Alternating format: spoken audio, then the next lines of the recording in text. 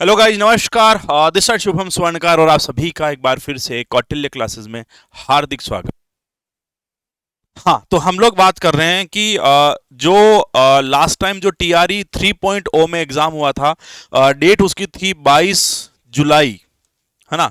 22 जुलाई को जो एग्जाम हुआ था शिफ्ट फर्स्ट के अंदर, अब उसमें जो पेपर था आप लोगों का जिसमें 80 नंबर के क्वेश्चंस आते हैं कंप्यूटर साइंस से संबंधित, तो वो क्वेश्चंस अगर हम लोग कंप्लीट सिलेबस को एनालिसिस करें कि कौन कौन से चैप्टर से पूछे गए थे, कौन से चैप्टर्स को जो है ज्यादा प्राथमिकता दी गई थी, कौन सा चैप्टर कम प्राथमिकता का था, ये चीजें जो है हम लोग यहाँ पर बात करने वाले हैं। तो ठीक है, जरा ध्यान से देखिएगा, पूरे चैप्टर का एनालिसिस हम लोग करें।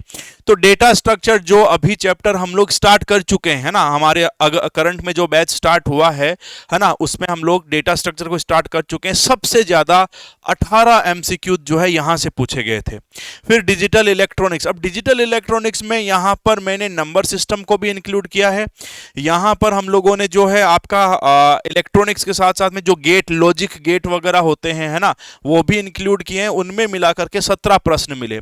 ऑपरेटिंग सिस्टम और कंप्यूटर मेमोरी के 13 प्रश्न, डेटाबेस मैनेजमेंट सिस्टम के 6 प्रश्न, कंप्यूटर नेटवर्किंग और कॉन्सेप्ट यानी कि इंटरनेट और नेटवर्किंग कॉन्सेप्ट के 5 प्रश्न मिले, सॉफ्टवेयर इंजीनियरिंग के 5, internet of things IoT, IoT और नेटवर्किंग लगभग लगभग साथ ही है, तो मैं यूं कह सकता हूं कि भाई नेटवर्किंग के 8 मिले, या आईओटी अलग करो तो उसके जो है टोटल 3 एमसीक्यूज मिले, यानी कि नेटवर्किंग और आईओटी ये दोनों मिलाकर के हमारे पास में 8 प्रश्न मिलते हैं, क्योंकि नेटवर्किंग और इंटरनेट में से ही कॉन्सेप्ट चीजें जो है आईओटी, इंटरनेट ऑफ थिंग्स जो है हमारे सामने निकल करके आती है। ऑब्जेक्ट ओरिएंटेड प्रोग्रामिंग के जो कॉन्सेप्ट हैं वहां से 2 प्रश्न, और क्योंकि उब्स पे बेस्ड है जावा लैंग्वेज, तो जावा के प्रश्न भी 2 पूछे गए थे। एचटीएमएल के अगेन 2 प्रश्न, hyper text markup language, website development यानी कि जो वेब डेवलपमेंट है वहां से 2 प्रश्न। थ्योरी ऑफ कंप्यूटेशन जिसे हम लोग जनरली टीओसी कहते हैं, और ये टीओसी के 2 प्रश्न थे, जिसे हम लोग डेटा कंप्यूटर सिस्टम का आर्किटेक्चर, कंप्यूटर में जो वॉन न्यूमैन स्ट्रक्चर होता है वहां से जो है मोटे मोटे 2 प्रश्न पूछे गए थे।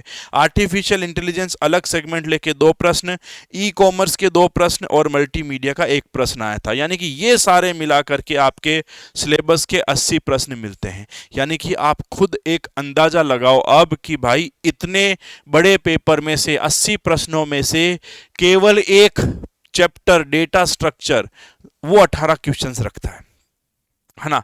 यानी कि ये तो समझ में आ गया कि भाई कौन सा चैप्टर किस लेवल तक चला है। हम और भी आगामी वीडियोस में ये देखेंगे, क्योंकि ये तो हम लोग बात कर रहे हैं केवल शिफ्ट 1 की। शिफ्ट 2 जो हुआ था जिसमें 6 से 10 तक का पेपर था, फिर एक 9 से 10 का पेपर था, इन सारे पेपर का एनालिसिस करेंगे हम लोग आगामी 2-4 वीडियोस में, जिसमें आपको अच्छे से पता चल जाएगा कि किस एग्जाम में किस चैप्टर को प्राथमिकता दी गई है, तो अच्छे से क्लियरेंस हो जाएगा। ठीक है, तो ये था आपका जो पेपर हुआ था, कब जो पेपर हुआ था 22 जुलाई 2024 को, टीआरई टीचर्स रिक्रूटमेंट एग्जामिनेशन 3.0 का शिफ्ट 1 जो हुआ था। ठीक है, और इसी कड़ी में, इसी के साथ साथ में हमारा बैच लाइव हो चुका है, जिसमें हम लोगों ने कल से क्लासेस स्टार्ट कर दी है। कंप्यूटर साइंस ये आपका एप्लीकेशन पर अवेलेबल है, तो जिन जिन स्टूडेंट्स ने अभी तक नहीं लिया वो जाकर के ले सकते हैं और लाइव बैच से जुड़ सकते हैं। ये 1 जनवरी से स्टार्ट हुआ था, लेकिन क्लासें जो है इसकी वो कल से स्टार्ट हुई है, यानी कि 8 तारीख से। ठीक है, तो 8 जनवरी से आपका ये बैच जो है वो फाइनली स्टार्ट हो चुका है। सुबह 11 बजे इसमें लाइव क्लास चलने लग गई है, और इसी को ध्यान में रखते हुए रोज सुबह 8:15 AM पर YouTube पर जो है हम लोगों ने डेली प्रैक्टिस सेशंस भी स्टार्ट कर दिए हैं, जिन्हें आप लोग ज्वाइन कर सकते हो, है ना। सुबह 8:15 बजे अभी डेटा स्ट्रक्चर का टॉपिक ही स्टार्ट किया, क्योंकि बैच में भी डेटा स्ट्रक्चर किया, सबसे ज़्यादा भी यही आता है, तो ये चीज़ें आप लोग फॉलो कर सकते हैं। क्लियर, तो इसमें इतना ही, मिलते हैं आगामी सेशन में। Thank you, bye.